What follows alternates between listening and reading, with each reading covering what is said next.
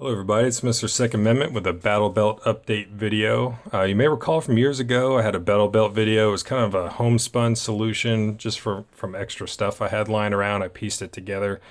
In the years since I released that video, I've definitely worked different solutions and kind of set up a dedicated Battle Belt and just kind of worked with it over time till at least right now in 2017, this is what I'm rocking. And go ahead and check it out. So first we'll just make sure the main attraction here is unloaded, no magazine inserted, it's all good.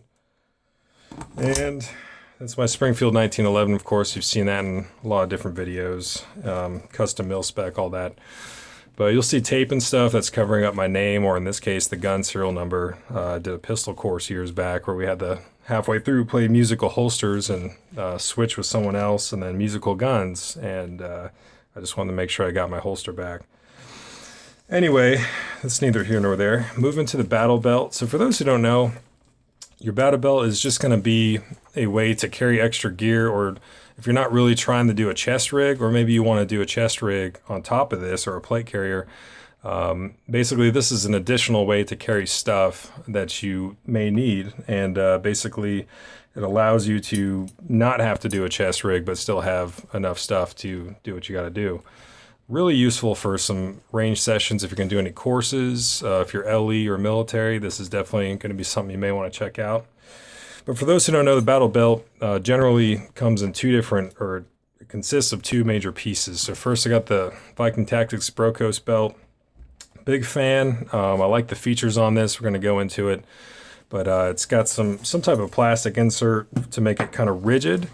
But it's still breathable with this padded portion here with this netting, so it's actually pretty good. And this inner belt, which you typically have to buy separately with whatever Battle Belt you decide to go with. This one's a Raptor Belt.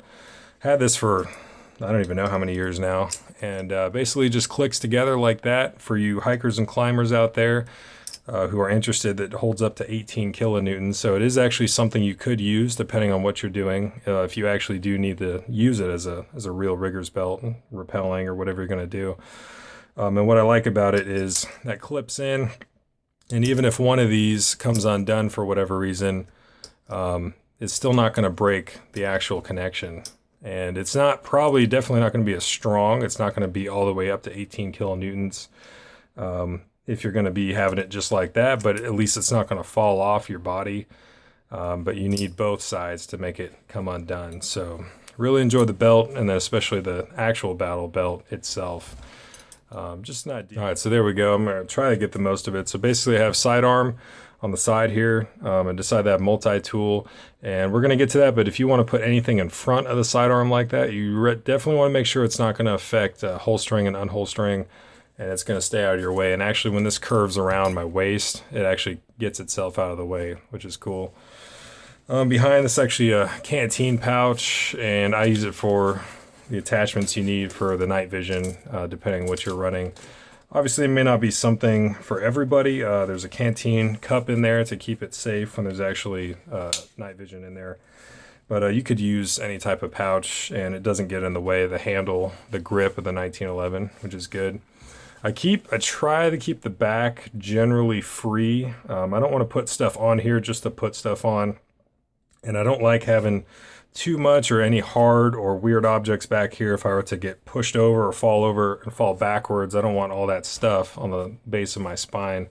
And there are people who have even been up to paralyzed for carrying at the 6 o'clock and doing some weird stuff and falling on something. So if I don't have to put stuff back here, I generally don't. This is a tourniquet, good old cat tourniquet. Certainly not the best tourniquet in the world, but since it's been released years and years ago, still a very effective tourniquet, and I love having tourniquets around. I rubber band them to everything, just here and there. But on a Battle Belt, I always wanted to have one, but not worry about rubber bands and having to change them out and them breaking over time on something like this. So this is a North American Rescue tourniquet pouch, and I've had that for a long time, but pretty good way to get to one quickly and not have problems. This one is a high-speed gear bleeder pouch, and I'm not going to go through the contents of it. I do have an IFAK video if you guys are interested. And a lot of that actually fit in here, and it's got this. I will show you this though. We'll get into that, but you pull that and everything comes out. So I like having the IFAK back there.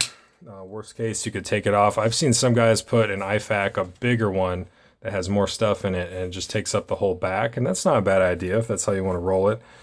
You can always take off the belt and just unzip and start working stuff, so, you know, different ways to do it. Here I got my BenchMade Adamas or Adamas, depending on how you want to call it. Definitely pretty useful. Last field problem, I actually did need to use some 550 off of this, so I kind of did this hobo, kind of janky looking thing to keep it from unfurling, but I gotta retie a new one. But in any case, love it. We'll get to that. Also have a light right here. I got 2 spare pistol mags, and then I have a spare AR mag, or an M4 mag, which is my go-to. So we'll get into each item now. And I forgot to mention, I got some gloves on a basic carabiner, and you'll see that. So starting off with the pouch, this is a high-speed gear taco pouch. I think they've come out with different versions now, or some improvements.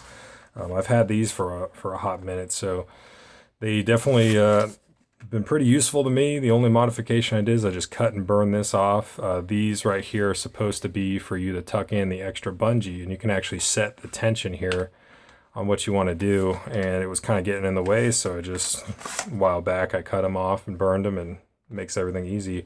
You can adjust the tension on this. I've never had my mags fall out once I got my tension set up. And the cool thing I really like about these is they're very universal, and they're ready to go for whatever you're trying to do. So if you had 2 mags, I've just thrown 2 mags in and just go, and it'll take it. It'll expand to take it. I've put in AR-10 mags, even an FAL mag, AK mags. It just seems to fit anything you want to throw in there. And of course you can adjust the tension, and I just tuck in the extra on the back. It comes with these malice clips back here, which is how you install it. And never been disappointed, been pretty happy with these. So definitely my go-to AR mag pouch. Next, this is just the cheesy Blackhawk single stack mag double mag pouch here. And it's not Kydex, but it is a harder plastic that form fits. And it is adjustable for tension. Are there better sources or ways, solutions to store pistol mags? Oh, absolutely. There is no doubt there. This is just what I've been using for a long time. Doesn't seem to cause any problems. I love it. You know, maybe if this ever becomes an issue or starts, you know, failing me in some way, I'll start looking. But right now, this has been a pretty effective thing. You can see how long I've been using that thing. Another thing too is how I load the mags in the belt.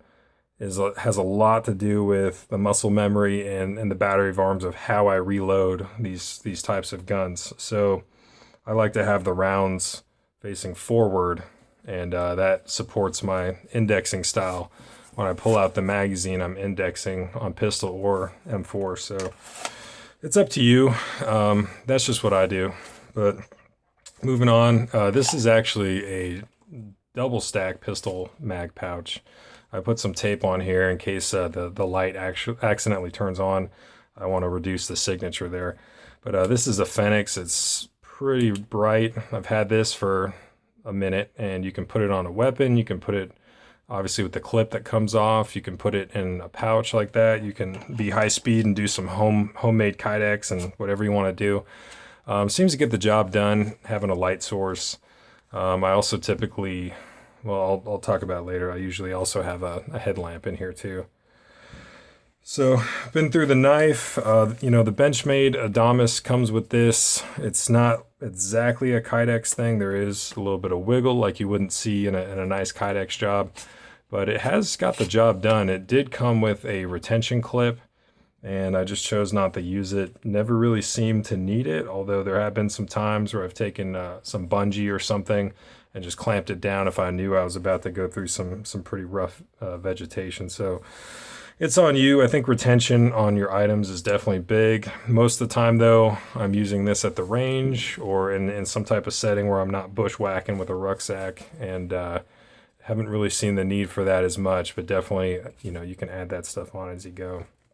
Going back to the bleeder pouch, it comes with the EMT shear clip right here, and you just undo that and the shears come out.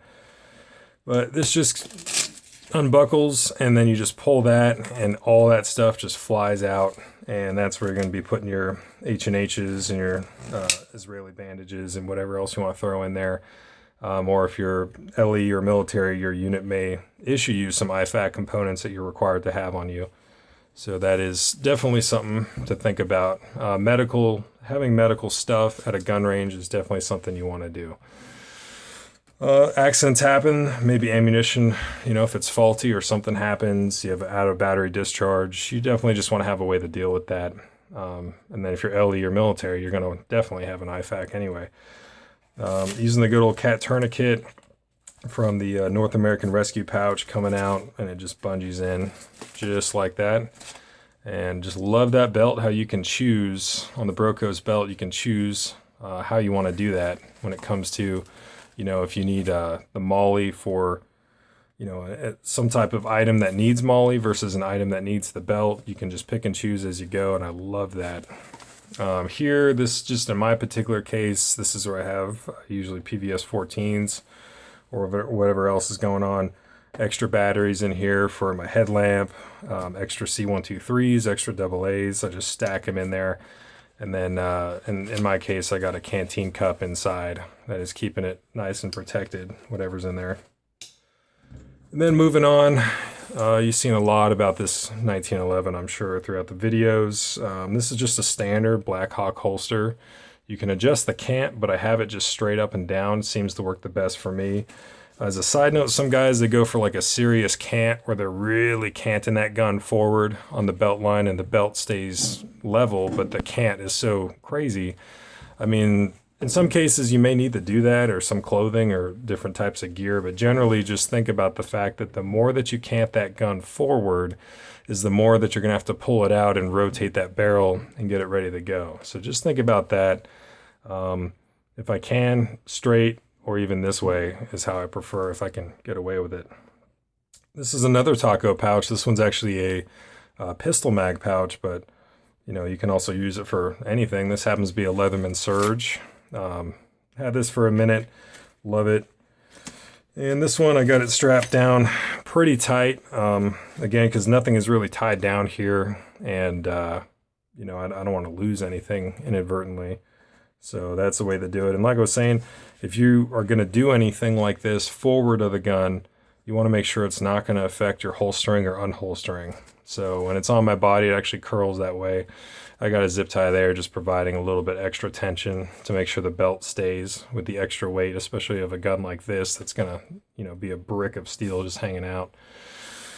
And lastly, I got a carabiner. This you can pretty much use for anything you want. In my case, I got some Mechanix gloves hanging off of it. I always think gloves, just having them, it's not really to go to the range or just look like a cool guy walking around with gloves. It's like if you got to handle C-wire, if you got to do some nasty stuff or handle some hot stuff, gloves is just nice to have no matter what you're doing. Most of the time, I'll go to the range and I'll just take them off and put them to the side. And then this carabiner, I can just throw anything on. It's just a quick way to latch stuff on. And I purposely fed it into the straps here so that the gate on the carabiner is oriented this way up. So that way it's going to be hard for stuff to just randomly unclip and fall out. So basically, in conclusion here, hopefully I didn't forget too much. I always forget something. But basically, this is just giving you a look at how I do my battle belt now that it's 2017. And I've had a lot of time, a lot of different various experiences and training and work experience, I guess you could say, doing different things. I've kind of got it down to this. But the thing is always be adaptable, and I'm always willing to move stuff around. When I go from 1911 on my own time to M9, you'll see me trade this out from a single stack setup to a double stack, and then this I'll unscrew off the 1911 holster and I'll screw on the M9 holster. So always have the ability to change, and that's one of the things I really like about the Brokos belt is there's basically you can change anything at any time. You got the suspender straps if you need it. So that's a setup that just works for me. You guys may have stuff on your belt that I don't have. I may have stuff you don't have. You may not even have a belt yet. Honestly, you may not even need one. But this is just kind of throwing some ideas out there. You know, we just want to transfer knowledge. So anyway, thank you for watching. And hopefully you got something out of it and enjoyed it. And we'll see you again.